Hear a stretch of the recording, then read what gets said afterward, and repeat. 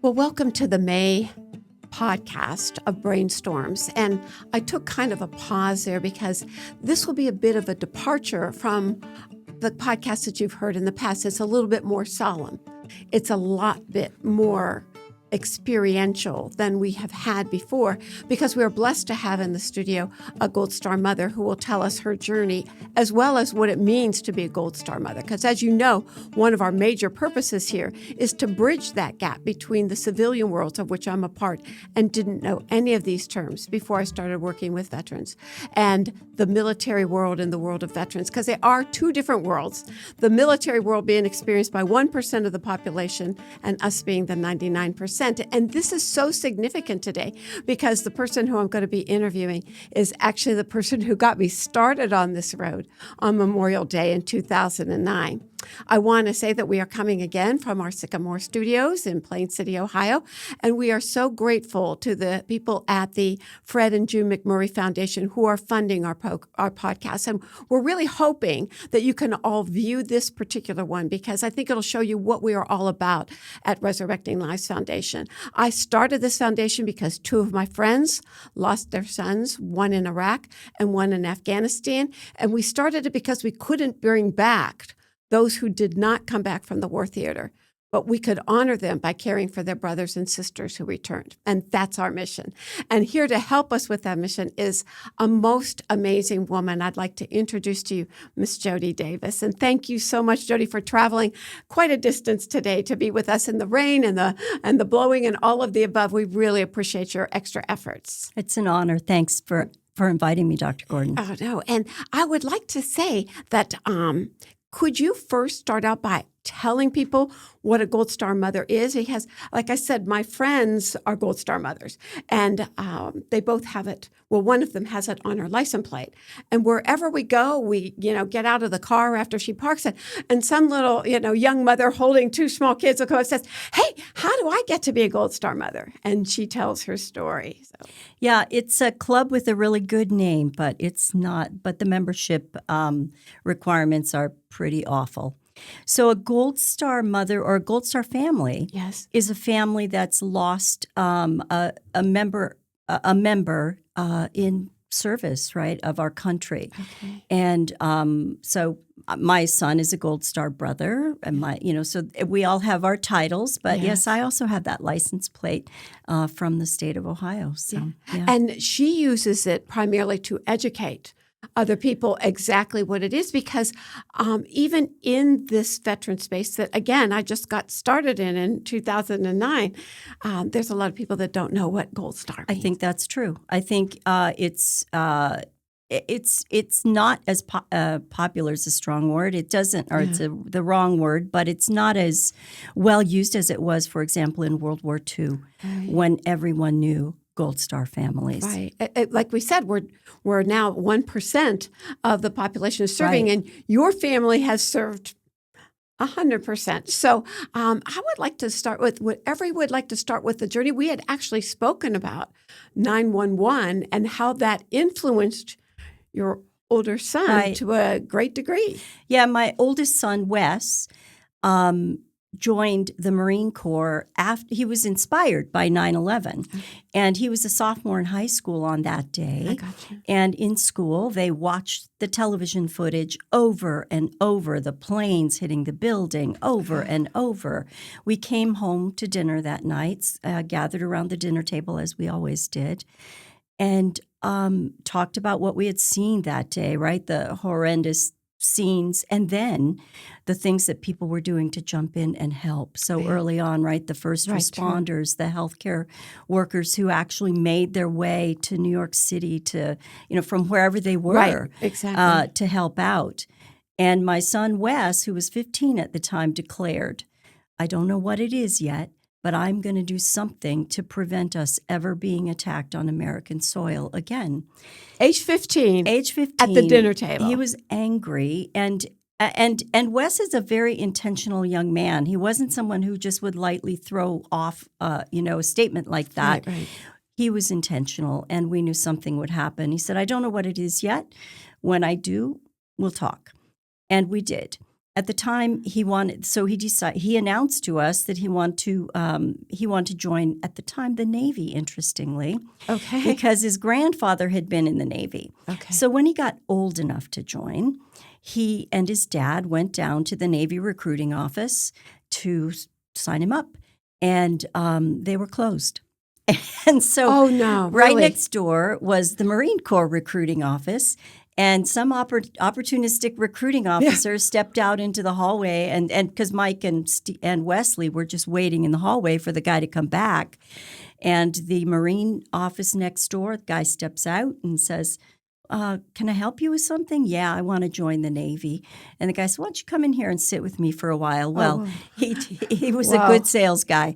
And Wes left there wanting to become a Marine, wanting to become part of what he believed the best of the U.S. military to be, and he did it. It is amazing because, again, being a civilian, not familiar with this space, I didn't know the major differences within each branch of service, and each branch of service has its own traditions, its own history. That's right. And it's only so you learned a bit about the Marines through Wes and future son as well. And some of your thoughts? Well, actually, I learned a bit about the Marines from my father. He was not a Marine. He was in the Navy, and he was a Navy corpsman. And the Navy corpsmen are signed as, we would call them medics. We would know what that job is. And he was assigned to the 1st Marine Division in Korea. And it was a particularly tough hit unit. So, and I knew through my lifetime, because we went to all the Memorial Day parades and all the July 4th parades, and we watched the history whenever it was on television. We talked about history and our country and the sacrifice that it took to make our country what it is. And we had passed that same kind of conversation on to Wes, but we all knew the Marines were the first to fight. Right, the Marines are out front, and becoming a Marine is tougher than becoming one of any other branches of the U.S. military. Yeah, it is amazing. So it was interesting. I think I mentioned to you, maybe I forgot to mention to you, but when I was doing, after your talk, and we'll talk about 2009, but after that, I volunteered at the VA to do the traumatic brain injury screenings. And I will tell you that of the nearly 100 young men that I interviewed for that, 100%, and I mean every single one of them, because I would ask them why, they said it was wherever they were in school. Yeah. At the time that the towers came down, they made their decision that day. Yeah. Yeah, we haven't talked about our journey yet, but after Wesley was killed, the Marine Corps, he was part of a reserve unit, and reserve units are formed geographically. Yes. And so the Marine Corps put there were several from his unit killed that summer, lots. And they brought us all together as grieving parents for some initial grief counseling. And so I got to meet these other parents. And Wes was the only one that got that letter, but they all said, without a doubt, either their sons or husbands joined because of 9/11 or rejoined because of 9/11. Yeah, it was a very dramatic day. So we have this. We have him going down to the Navy, which is one branch of service. He comes back as a Marine. And where do you guys go from there? Well, he came back as a Marine, and I'm just going to say right up front, I wasn't thrilled about it. Yeah. That wasn't the path that I would have chosen for Wesley's life. In fact, we had planned for him to go to university. He was a standout athlete, a rower. Oh, yes. And we had hoped he'd go to university, pursue that, and sort of have a regular kind of corporate life. Right. Well, that wasn't what Wesley had in mind for himself, and I had to swallow a pill that said, okay, while my plans are interesting, he gets to have his own plans. And so I probably really started supporting what he was doing when he went away to boot camp. Okay. And then I came back a convert from his boot camp graduation. The Marine Corps, this is such a proud ceremony, and to sit on that giant parade ground watching these some 400 young men and women Right. who had just been through some kind of hell, and I didn't understand what it was until Correct. after I talked to him. But they were all, Wes was 30 pounds lighter than he was 13 my. weeks ago when we sent him to boot camp. Yeah. He was working hard, and in his letters, he talked constantly about food, and so Well, he they're was teenagers. starving. They're adolescents. They go in as teenagers and come out wiser than most of the people in the nation. Yeah. Absolutely. And so anyway, I came out a convert. I watched that whole process. I watched how the Marines treated him. I watched we got to spend a couple of days on the base where Wes proudly showed us what he'd been doing, showed us where he lived and how they trained. And then in the car ride home from South Carolina back to Ohio, he told us all about the experience, and I was incredibly proud of his decision to serve. The determination, the focus that it takes, I don't think that most of us in the civilian world even know about that. So thank you for sharing that Absolutely. for all of those that go through that I training. didn't understand it. Right. While my father had experienced it, it was before I was born, so I didn't live it. Yeah. And I still haven't lived it, even though both of my sons became Marines. But I watched. I had a pretty good seat to watch what happened. Gotcha. So then we kind of go through that, and your son deploys to the bad places. So tell us a little bit about that preparation. Yeah. So they first they got we knew they would deploy. The war had been declared. It was active. Wesley was actually away at training on that December Saturday morning. I will never forget it. I was in the kitchen.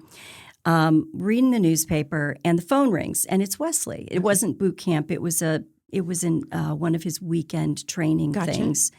So he calls and he says, "Are you watching TV?" "No." "Turn it on. Get to CBS right now." So we did, and they were capturing Saddam Hussein. Remember the hole in the ground, and they found him, and they were It was a proud moment for the Marines, and so they were all celebrating. Right. And I said, maybe this means the war will stop. Oh, yes. And he said, I don't think so. And so they were still, but we never really knew what was going to happen until it actually happened. And so they notified him on a September training weekend that they would be deploying that they needed to stop their jobs and be ready to be gone in January of that year. Okay. Well, in January, they sent them all to Palm Desert, California to train in the desert conditions, where they actually have set up a little village that emulates what they might find in Iraq. Right. There are actors there who actively do the things that they engage as the enemy. Yes, exactly. They engage as the enemy. I was pretty impressed by all of this training. But so from there, they went to Iraq. And that's January of 2005? They trained. Iraq, he left in March, late March. Okay.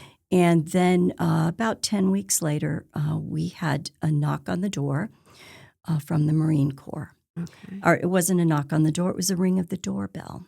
But first, the day before all this was your son's 20th birthday. 20th birthday. Yeah. So May 10th, correct, was Wes's birthday. And you're kind of feeling, well, look where my son is. 20 years old, and look at how much he knows and what he's done. Yeah. Okay. And we had carefully packaged up I'm sure. The birthday care package and sent it to him. Yeah. And then the doorbell rang. And it's just one of those moments that sticks with you forever. My husband and I were standing in the kitchen fixing our dinner, and the doorbell rang. It was late. I'd worked late. And we looked at each other. The doorbell didn't ring at our house because we had told all of our friends. We had learned at Wesley's pre-deployment meeting. Okay. They would call us if they were injured. Okay. They would visit if it was the worst. Oh, really? We knew that. Okay. And so we had told all our friends and neighbors, don't come through the front door during this deployment. Just come around the back. We don't want to hear that doorbell ring. Yeah. And the doorbell rang. Oh. And so I opened it, and the sight of the 3 Marines standing there waiting to deliver that horrible news is one that will never leave me. The casualty notification officers Yeah. that show up. I've seen it only once or twice in a couple movies that have done a pretty good job of saying, but you're just seeing it from the chair of to be living that. I can't even imagine at the Dublin Park. You had mentioned that you thought you saw somebody coming up and I'm not going to answer that. I'm not going to answer that door. Yeah, but we did. Yeah. And that's, the your life changes in a second. Life change in moments, just as they say about everything, right? Correct. Our life changed in a moment. But it's more than, and this is one of the things, and as you go on, I think our audience will see, it's more than Wesley being gone. It is a whole set of his friends, his brother, his family, what happens to the military family at that moment. And from that moment on. So I'll let you take it from there. I didn't mean to interrupt. Yeah, I think that's probably what we underestimate, right? And in fact, I'm writing a memoir now. We'll talk about it later, but not in this podcast. But when it's done, we will. We'll talk about it in this podcast because we'll be waiting for it, and you will be back. Yes. So it's, but the idea is all of the things that happened after that cataclysmic event in our lives, that trauma that we experienced on that day, it just set a whole bunch of things in action. But that day, they came in, and in fact, it's standing at the door. They stand at the front door. Are you Mrs. Davids, the mother of Lance Corporal Wesley Davids? Yes, I am. They're trying to identify us, make sure. And they said, "Can you tell us what his birthday was?" Oh, really? I said, May 10th. 1985, just like they do at the pharmacy, right? They want your birthday. Yeah. May 10th, 1985. I said, as a matter of fact, he turned 20 yesterday. And I don't think they were very impressed, but it was, or maybe they absorbed it. But I felt so badly, honestly, for these three people who had to show up and to give us the news. Yeah. And they led us through the whole process, right? So after they delivered the news, it was, there was one officer assigned to take care of us through the process of figuring out how we get him back from Dover. Where are we? Or from Iraq? Iraq first. Where are we going to bury him? Where do we want to have the funeral? Where do we? And the Marines arranged all of this according to our wishes. Oh, really? So they do take notes, or they listen to you? Or well, yeah. So the one guy came and saw his first sergeant came and visited us. And we'd make arrangements, but we saw him many times every day and spoke with him over the phone. They stay with you, I understand. This guy, but, I had to say I felt kind of bad for him because, I felt bad for all of us, let's just say. But there were 6 guys killed in Wesley's explosion, we learned later. I see. And he was assigned to, I think, half of those families, and another officer was assigned to the other half. Simultaneously, they're planning these funerals. But they, so they come over and give you the news. Now, when Wes was killed, it was the vehicle he was riding in drove over a roadside bomb that had been buried in the road. The IEDs we've been talking about, right? Exactly.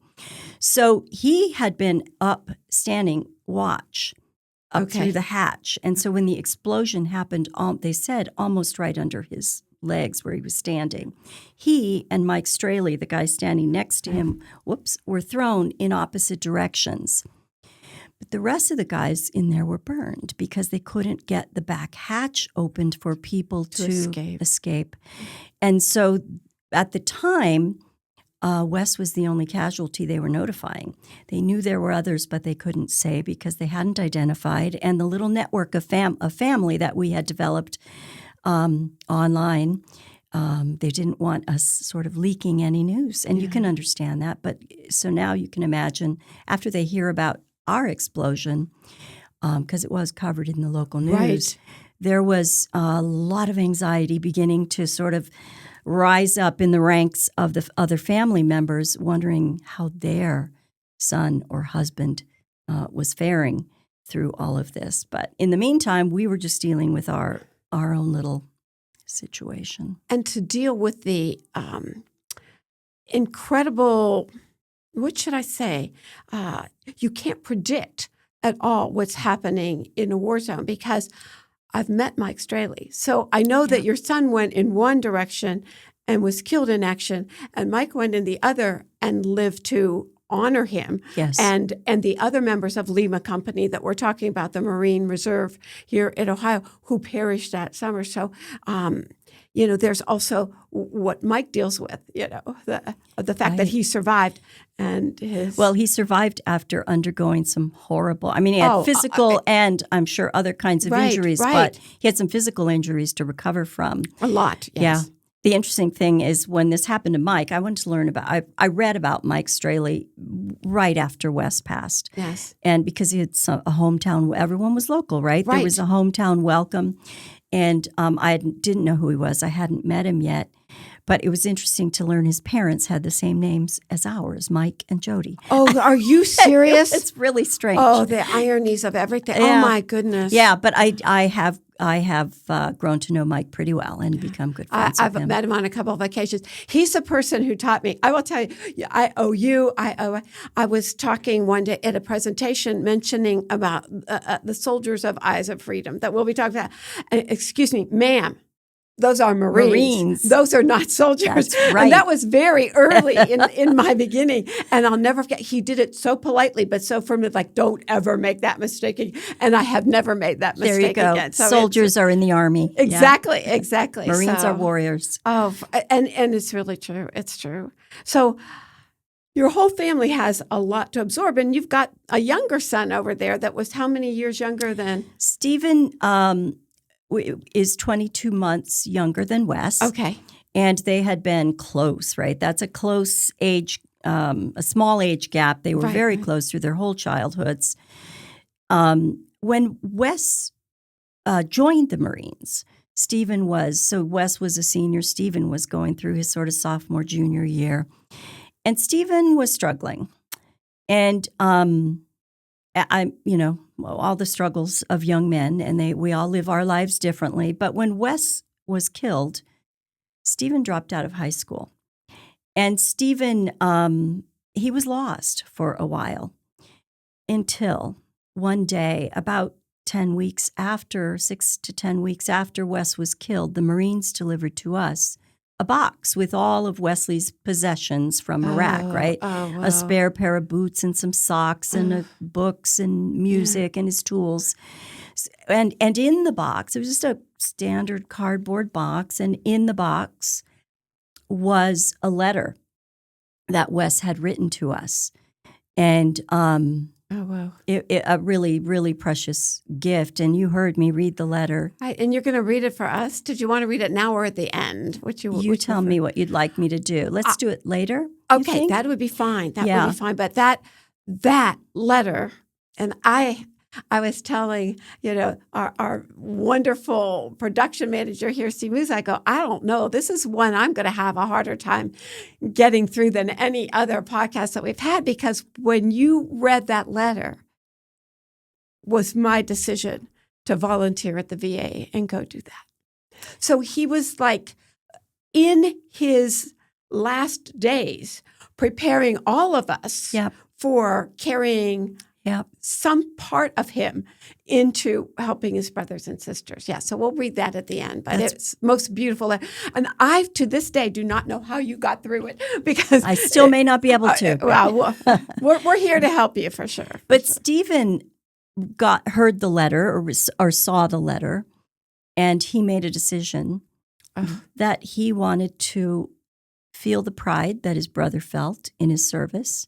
He wanted to honor his brother's life and memory by becoming a Marine. Yeah. And he announced this to us on Father's Day, right? So it was from May 11th, Wesley died, to Father's Day, middle of June. Okay. So wow. And so Stephen decided he wanted to go. And his dad was pretty upset. Nope, you can't go. You just can't. And Stephen said, well, I can. I'm 18. I can go. But for me, interestingly, I was just filled with peace at that announcement. Really? Okay. When Wes told me he was going, I wasn't filled with peace. I was a little anxious.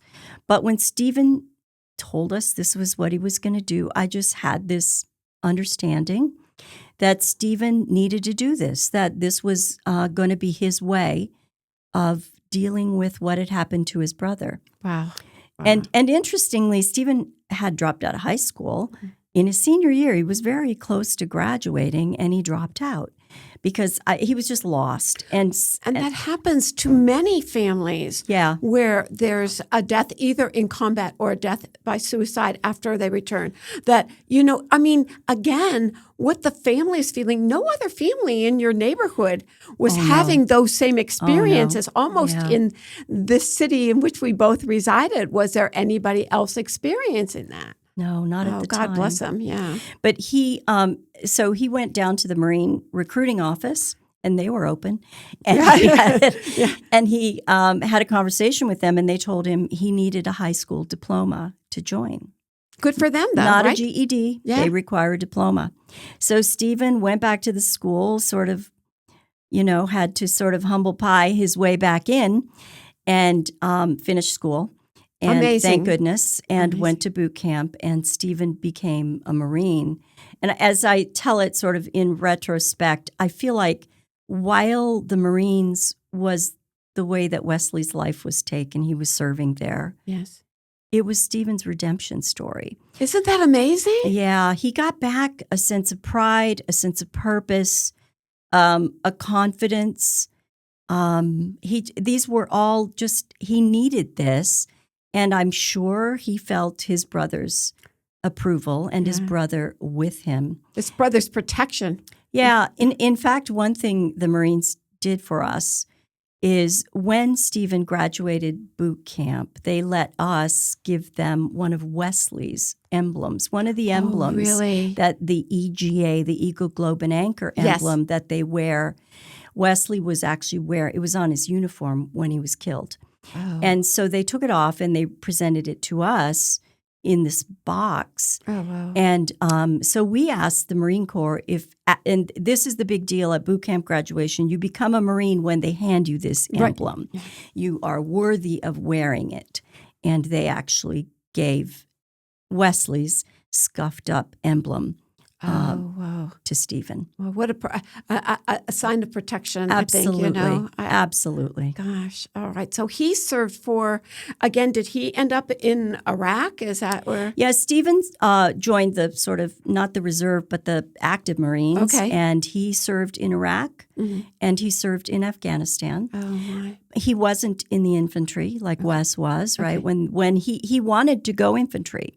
And the Marines came to us and they said to Stephen, and so they came together with him and said, he can go if he and you both sign that it's okay. This whole sole surviving son. Yes, exactly. That we learned about in Saving Private Ryan. That's a real deal. Yes, exactly. Yeah, so he opted not to put us through that. Okay. And he became an avionics technician. Okay. So he worked on helicopters and he got out close to the action. Yes. But he wasn't in the action. Yeah. Still just as dangerous. I mean, absolutely. Not that you're going out in it, but anything can happen at any moment. Well, he did have to go out in it, right? Yes, I learned later when a helicopter went down, they sent them out. Yes. So there was a lot going on. Right. But he served, and he served proudly, and he came back, and he's out, and he's now the father to my two fabulous grandchildren. Oh, my goodness. Well, I wanted to point out, because behind you, we have your book that you wrote. I don't know if now's a good time to discuss about, but you were kind of compare, contrast, two brothers together, and I'll let you talk about that. But because I, quite frankly, took it to several educators in the city who said, this is middle school material. Like, this is like brothers, they would understand this. But if you could explain a little bit, sharing that story. Yeah, I wrote the book because I had at the time a granddaughter.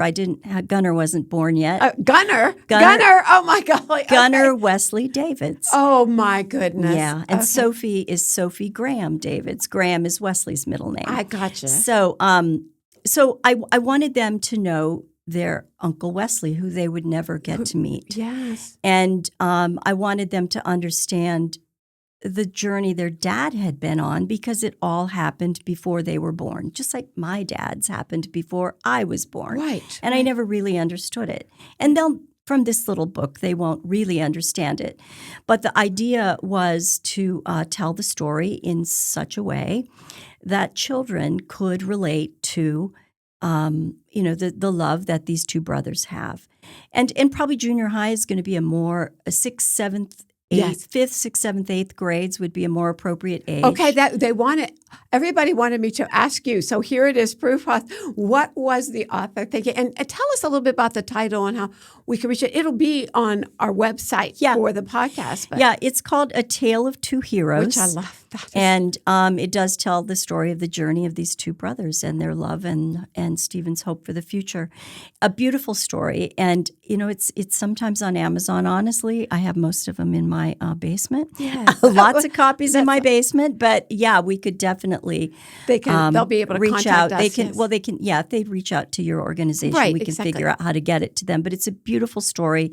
I also had, Anita Miller, the friend who painted The Eyes of Freedom, which we'll talk about later, did all the illustrations for the book. And so it's a beautifully illustrated and she made book. them similar enough but different enough that you turn the page, you know who is on that page. Yeah. I mean, it was just amazing. So we've talked about Stephen's journey, and we've talked about, your journey as a family through this, but we haven't talked about your journey, which became incredibly difficult, incredibly fast. Do you mind sharing some? That will be in your memoir, and we'll be looking forward to that. But whatever you want to tell us right now, we'd love to hear. So Wesley passed on or was lost in 2005. Stephen left in early 6 to that join is the Marines. Very quick, yes. Right. He went to boot camp at that quick point. Turnaround. Yes. Yeah.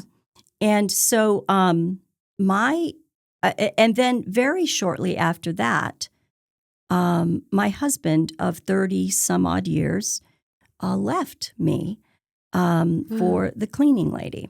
Oh, wow. I know. And I had to find a new cleaning lady. Oh, my goodness. It's tragic. But my goodness. It was a horrible time because I can't. Great rebuff, by the way, to hold you, but that's a pretty heavy duty. You now have. You went from 3 men around you to 0. Right. Yeah. Okay. Exactly. So I was completely alone in this gigantic house in Dublin, and and I needed to rebuild my life because everything that I thought was my foundation, my family, was suddenly gone. Yes. Oh my golly!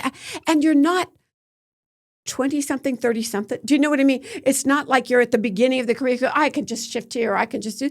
You were in an executive position, very high, with a lot of people depending on you. Yeah. And suddenly you've got not one to depend on, right? Well, it turned out I did have people who were holding me up. Okay. And I think now, in retrospect, I can see it much more clearly than I could while I was standing in the fog of it at the time. Okay. But part of it was my job. It was a good distraction for me, and you hate to think of your executive career as a distraction, right? But at that point, it kept my mind very, very busy, and in fact, maybe that's why the marriage ended. Right? My husband didn't. He was a stay-home dad. I see.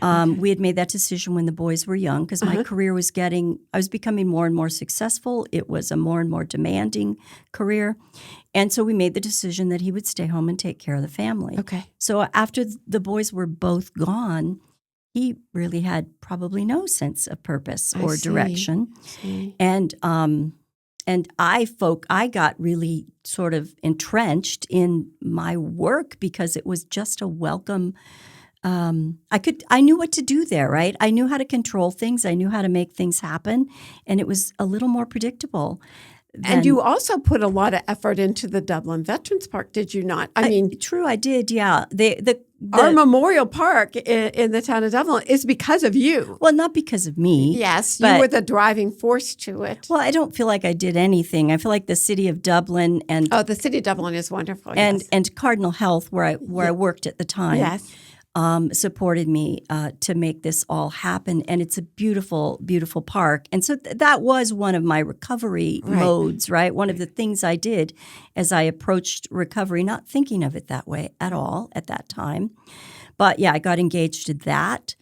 Got engaged in my work. Got engaged in the Eyes of Freedom work as Anita Miller began to. And why don't you talk about that? create This would be a that. good time that there was something else. And a stranger, right? A stranger to you? Yeah. Okay. Yeah. So there's a local artist in the community, Anita Miller, had a vision.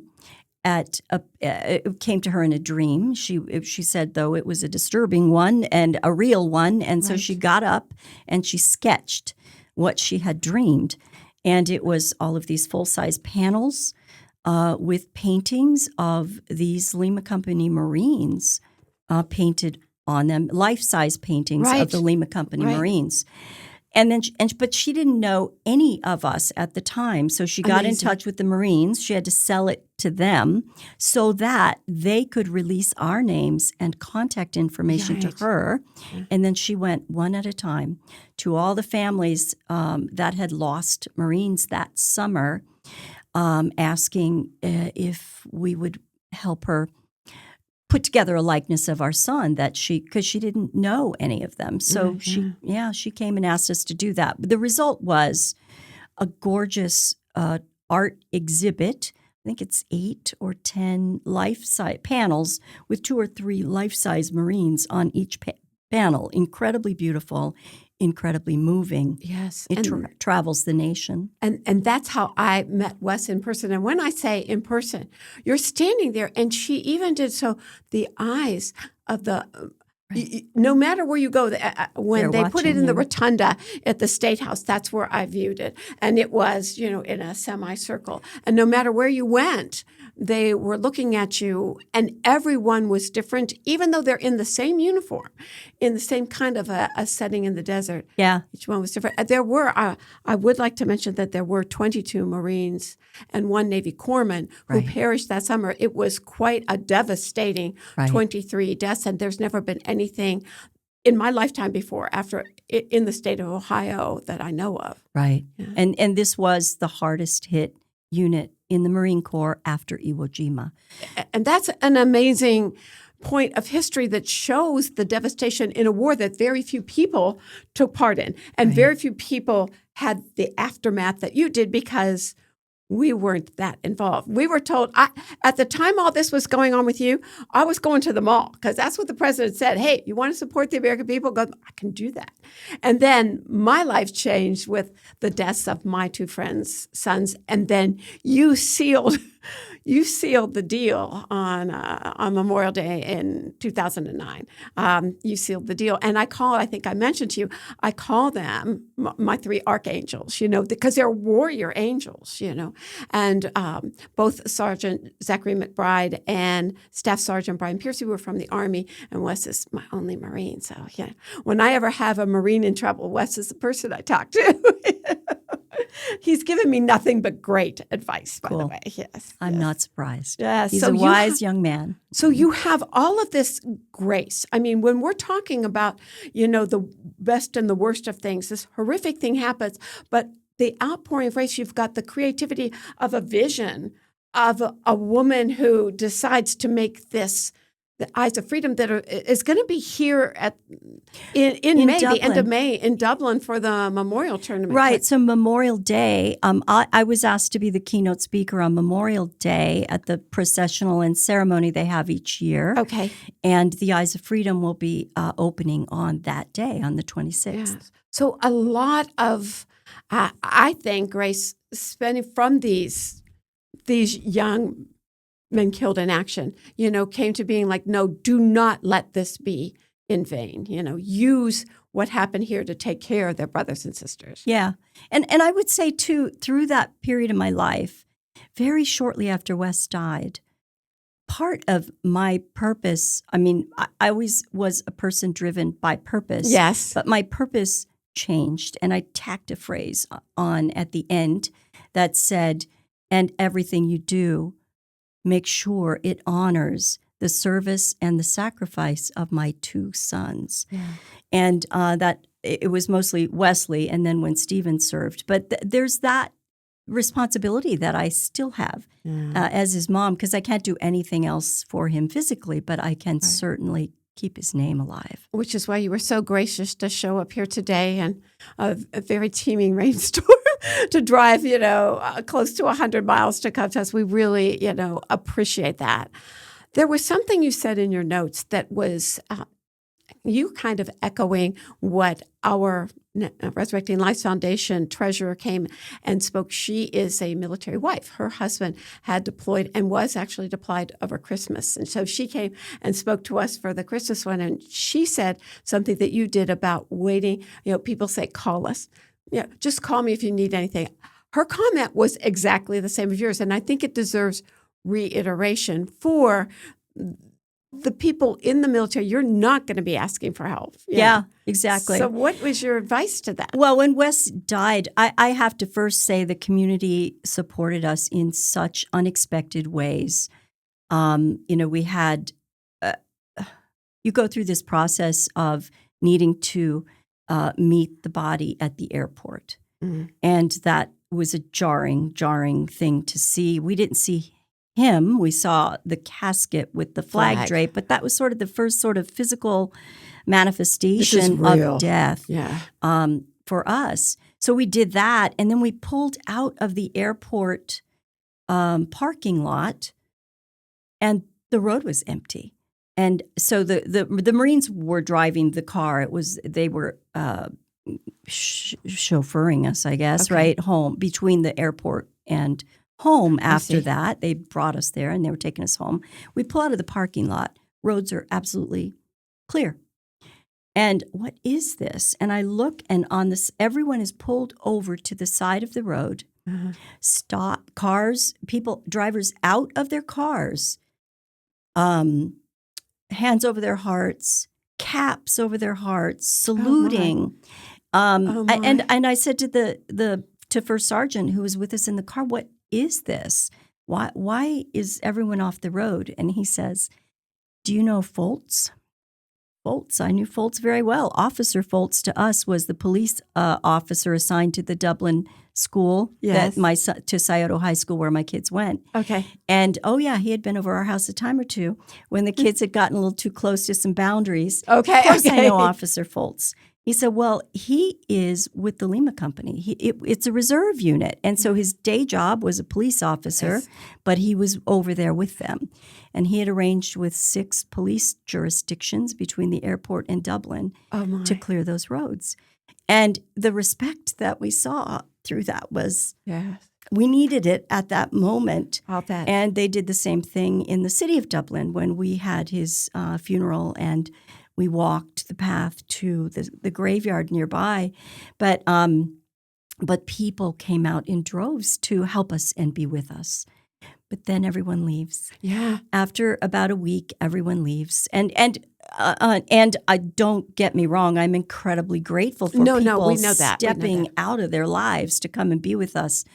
But when everyone leaves, they all say, and just call me if you need anything. I'm right here for you.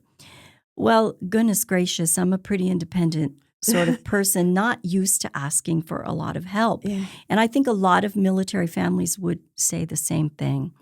But the best things that happened to me were friends who didn't wait for me to call. Mm. They anticipated my needs. And one standout story was a friend who knew we had been in the house for weeks, right, with not seeing anybody. Right. Just kind of, we didn't feel like going anywhere. Yeah. And she and her husband brought over these big ice chests filled with what was going to become our dinner and beverages for the evening. And they used our grill and they used our kitchen and they put it all together. And we had a really lovely, normal time together. Yeah. And then they cleaned it all up and went home. And we didn't have to get out of our comfort zone. But I would never have called her. If I'd called and said, would you do this? Right. Of course, she would have willingly and done it in a moment. But I would never think to ask for that.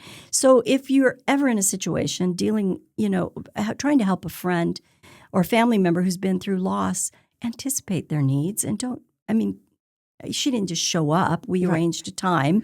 Right. But she it was her She idea. initiated everything She and did took care all of it. everything. Yeah, and it was such a gift. Yeah. Oh, that is wonderful. So that will be in your memoir somewhere? That stories Maybe? like that. Yeah. Okay. Yeah. And your memoir, do you have a title for it yet? I don't yet. Okay. But I've been advised by my writing coach, no, you don't tell the title in advance. Gotcha. Thank you. I'll tell you that. All Yeah. right. So we'll just tease everybody, but that we will definitely be back for that. And do we have any, like in the next 5 years, should we be anticipating? Well, I'm on my third draft. Okay. It's a hard one to write. Let's hope the third one's a charm. Yeah, Okay.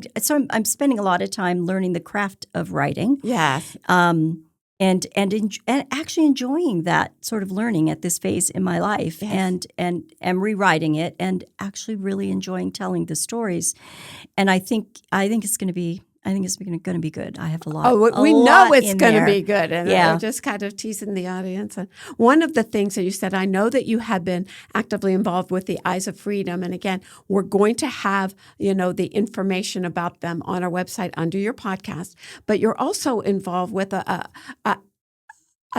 nonprofit that I really love, the National Veterans Leadership Foundation, of which the retired Colonel Mike Carroll is one of my instructors or mentors, I will say. Oh, good. In all things Air Force. So in all things Air Force, I get that from him. And you serve on that board. I do. Okay. Yeah, interestingly, the founder of that organization, Jim Miller, was my neighbor in New Albany. Oh, whoa. And okay. Recently, and during the pandemic, oh, wow. I had a new puppy, so I was out walking, and he had a walking step goal that was crazy, like 20,000 a day or something. Oh, I see. So we were both always outside, Yes. and we did. I had just moved into the neighborhood. We got to know each other, and and he told me about this organization he hadn't yet started, and he invited me to be on the board, and I'm really honored. They do such great things with universities. Yes. Their goal is, or their mission is, to help universities provide better experiences for veteran students who have different needs than the traditional student. They tend to be older. Many have families. They've had life experience that most of the traditional students don't bring with them to the university. And they have different learning needs and different social needs. So the National Veterans Leadership Foundation works hard to help train universities, give them programs that help them better meet the veterans' needs. It is a wonderful thing, and that will be on there too, so that everybody can reach them. Super. They want to give donations, find out more about it. It'll be right there under this. Yeah.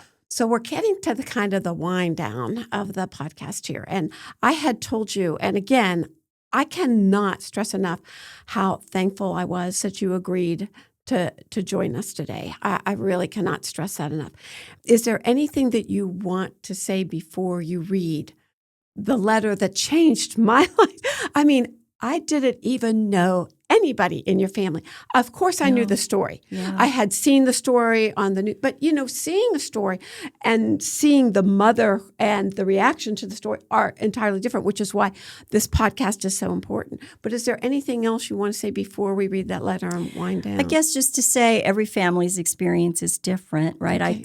Our family processed our grief differently, and not all the families have the sort of drama that Wesley's death brought about in ours. It was sort of the catalyst for lots of things that happened after that.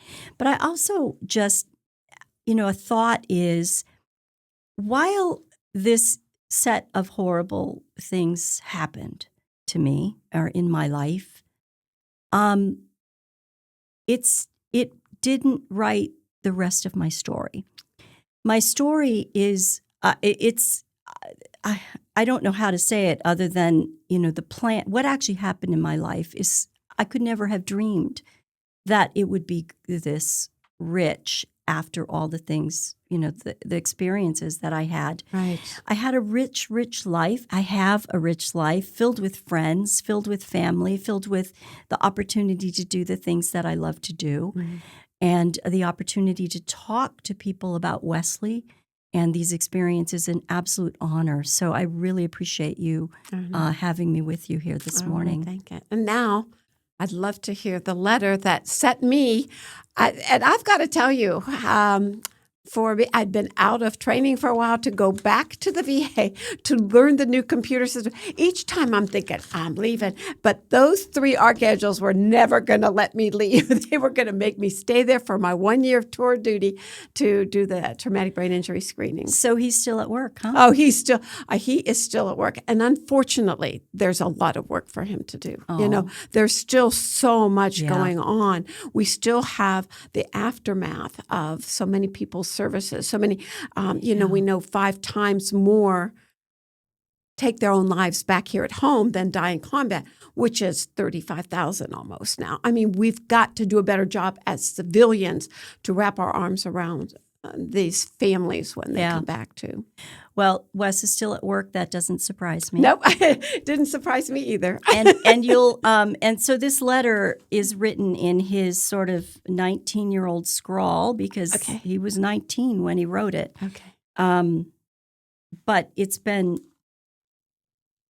the best gift I've ever received. Okay. So it starts off, Dear Mama, Papa, and Stephen. If you are reading this letter, then you know that the worst has happened. I want you to know that I don't fear death. And while I wish I could live out the rest of my life happily, I'm proud to give my life in the name of freedom. No matter what happens, I wouldn't change a thing that I've ever done. I've never been more proud of myself than I am right now. I think I've finally found the key to happiness. Live your life in a way that you can be proud of everything you do. No regrets. I hope that you don't ever have to read this letter. I understand you're sad right now. It's only natural. And I hope that you can find comfort in the fact that I died for you all, my family, and the country that I love. Don't be angry. I knew the risks and chose to accept them. Nobody made me do it. He goes on to talk about his life insurance policy. I'll skip that part. But he says, please don't have an extravagant funeral for me. What happens to my body after death is meaningless.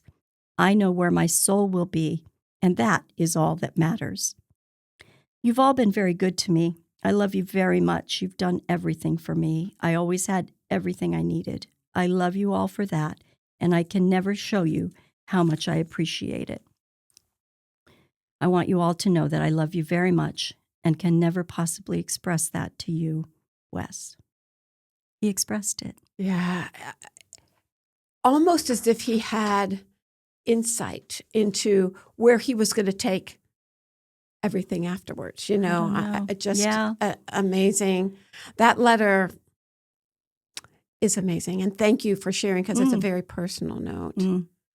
We were talking about some of the things that helped you get through, and you have a quote or two that you wanted to share with our audience about, when times get very, very tough, what is it that you do? So I'm going to let you head with that too. Yeah, the first one is a little more sort of, I call it tactical. Okay, a tactical one. And it says, and it's you can't always choose what happens to you, but you can always choose how you respond. Amazing. And that guided me through a whole bunch of stuff in this time frame that we talked about. And it's been incredibly helpful because that gives me back some control. Yes, right. Yeah.